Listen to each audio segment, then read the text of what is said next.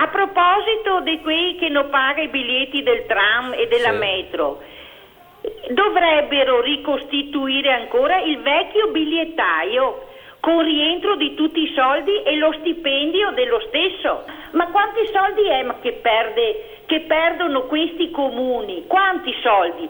Volete che non si prendono i soldi, la busta paga del vecchio bigliettaio con tutti quelli che non pagano? Anche i portoghesi del trasporto pubblico, tra le segnalazioni dei telespettatori a Sveglia Veneti, oggi con il sindaco di Bassano Riccardo Poletto.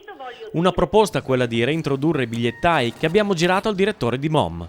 I bigliettai li abbiamo così non considerati più dal 1976. Perché? Perché è un problema ovviamente di personale. Dovremmo avere il doppio delle persone che sono attualmente impiegati nei turni di lavoro e quindi dovremmo avere altri 500 persone in più. Che vuol dire in termini economici? Vuol dire circa 2 milioni di euro in più.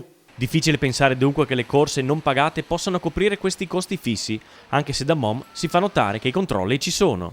Noi abbiamo un numero importante di controllori che girano tutti i giorni, che verificano le linee sia urbane che extraurbane.